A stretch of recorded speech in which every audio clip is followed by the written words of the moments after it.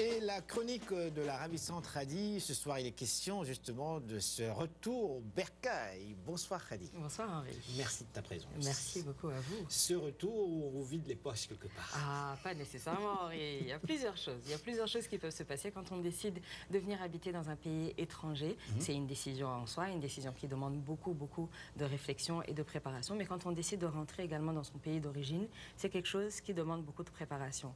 Il y a beaucoup de personnes qui y pensent. Il y a des personnes qui, une fois qu'elles ont quitté le continent africain, quel que soit leur pays et quelle que soit la raison, que ce soit un déplacement dû à la guerre, dû à des raisons économiques ou tout simplement pour les études, il y a plusieurs choses qui peuvent se passer. On peut arriver au Canada et décider d'y rester, d'y faire sa carrière et sa vie, jusqu'à la retraite même, rester ici jusqu'à la fin de ses jours. Il y a des personnes plutôt qui pensent à arriver ici, faire leur carrière et la retraite venue, rentrer au soleil et être tranquille chez soi pour terminer sa vie si tout se passe bien.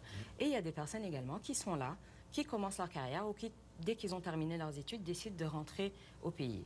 Comme vous le disiez, c'est vrai que ça peut être assez stressant des fois parce que quand on revient souvent avec, en tout cas, l'image de quelqu'un qui a dû réussir, parce que quand on part souvent en Occident, c'est pour essayer de faire des preuves et de tenter après de revenir au pays avec soit un savoir supérieur, un diplôme, etc. Bon, mais on peut partir, quoique on peut également faire ses diplômes au pays souvent. Maintenant, en tout cas, c'est le cas, il y a de très bonnes universités également. Mais quand on part, on décide de revenir à quelque chose de plus et quelque chose finalement de différent. Et même pour ce qui est du savoir, si on veut, de l'expérience professionnelle.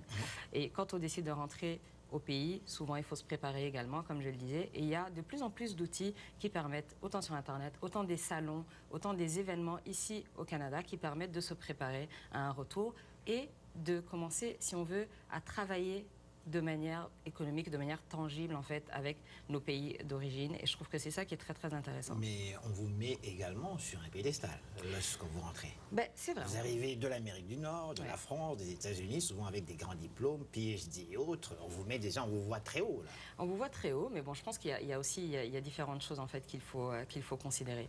On rentre avec un diplôme, certes, mais on n'a pas nécessairement réinventé la roue, on n'a pas nécessairement inventé la poudre, comme on va dire. C'est-à-dire qu'on peut rentrer en ayant effectivement une expérience, en ayant été à l'extérieur, de toute manière, on voit des choses différentes. Donc, à mon avis, on a toujours une expérience qui a une valeur et qui donc est intéressante. Mais je pense que, en tout cas, ça, c'est mon point de vue personnel. Il ne faut pas nécessairement rentrer en ayant la certitude qu'on a tout compris et qu'on a forcément quelque chose à apprendre aux gens qui sont restés. Certes, on a une expérience qui est intéressante, mais je pense qu'il faut être ouvert et se rendre compte que quand on rentre au pays aussi, il y a des choses auxquelles il faut qu'on se réadapte pour être capable d'être efficace aussi. Et donc c'est intéressant ce qui se passe maintenant, tous les rapports qu'on peut avoir avec le pays, même en étant à l'extérieur, qui permettent finalement de faire un lien d'une rive à l'autre, comme j'aime souvent le dire, et de rester en contact avec ce qui se passe pour ne pas être complètement déconnecté le moment où on décide de rentrer et pour avoir eu en fait des rapports avec le continent quand on décide de rentrer. Donc ceux qui disent il n'y a pas de contact, c'est pas possible, c'est difficile, on manque d'informations, c'est plus le cas aujourd'hui. Dire que c'est facile, à mon avis, ce serait abusé. Par contre, il y a un moyen de créer des contacts, il y a un moyen de le faire ici,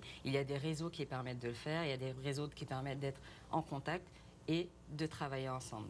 Donc je trouve que ça c'est très intéressant à voir. Alors il y a un premier site en fait sur lequel j'aimerais qu'on aille, c'est le site du salon en fait de la création d'entreprises et des opportunités d'affaires qui s'appelle J'ai créé au Congo d'ailleurs et qui donc va avoir Congo Kinshasa. Ah bon? Voilà, et qui va avoir lieu justement à Kinshasa au Grand Hôtel de Kinshasa les 20 et 21 juillet 2009. Et je trouve que c'est très intéressant parce que c'est un salon qui permet de créer des opportunités d'affaires et de voir finalement un petit peu quelles sont les opportunités qu'il y a en RDC. Et je trouve que c'est un salon qui est intéressant. Il va avoir lieu en République démocratique du Congo, je vous le disais. Donc à Kinshasa même. À Kinshasa même. Et ce qui est intéressant, c'est que ça attend plus de 1000 visiteurs. Et la possibilité, c'est d'aller voir quelles sont les opportunités d'affaires et quelles sont les possibilités en fait, de création d'entreprise et comment faire des partenariats. Donc à toutes les personnes qui sont ici et qui ont envie de créer un partenariat avec le Congo et qui ont envie de voir quelles sont les opportunités de créer quelque chose d'intéressant au Congo, ce serait une occasion, par exemple, d'aller voir un petit peu ce qui se passe. Il y a d'autres sites, finalement, que j'ai ressortis, mais c'est des sites de recherche d'emploi qui sont tout aussi intéressant pour des personnes qui tout simplement veulent voir s'il y a des possibilités de trouver un emploi. Et il y en a plusieurs, il y en a de plus en plus qui sont spécialisés sur l'Afrique. Ici, il y en a un, c'est africindex.com, qui a un index général, mais qui a un onglet emploi. Il y en a un autre qui est spécialisé également, qui s'appelle jobafrique.com, qui est très intéressant et qui permet en fait de choisir un emploi par pays, de voir un petit peu quelles sont les offres qui sont par pays et par domaine également, aéronautique, armée, etc. Il y en a un troisième que j'aime pas mal aussi, qui s'appelle Afrique Arrière et qui est vraiment très bien fait, où on peut non seulement déposer son CV et recevoir des offres périodiquement, mais aussi faire la recherche par pays, encore une fois, et par type d'emploi. Et je trouve que c'est vraiment très intéressant. Est-ce qu'on paye les gens correctement? Ah, ça se peut. Ça se peut parce que de toute manière, il y a de plus en plus d'entreprises qui sont installées dans pas mal de pays africains, des entreprises internationales qui offrent de très bons emplois. Et ce qui se passe souvent, c'est que quand on est un Africain qui a vécu longtemps dans un pays occidental, souvent on se retrouve avec plusieurs nationalités et on peut avoir le statut d'expatrié aussi. Donc le statut d'expatrié, on sait tous qu'habituellement ça paye un peu plus. Mais est-ce que l'on reconnaît le frère noir expatrié pour le payer comme le blanc, disons les choses clairement? Ben, je pense que oui, je pense que oui. Maintenant, on devrait. Maintenant, c'est vrai que des fois, il arrive qu'il y ait des abus, mais bon.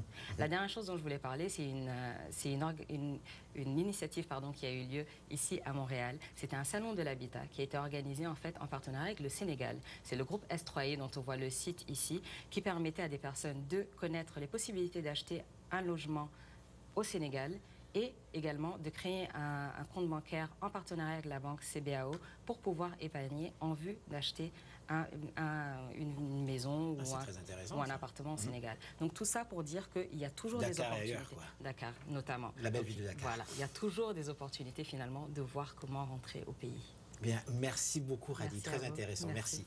Alors restez là, nous sommes de retour tout de suite après ces réclames publicitaires.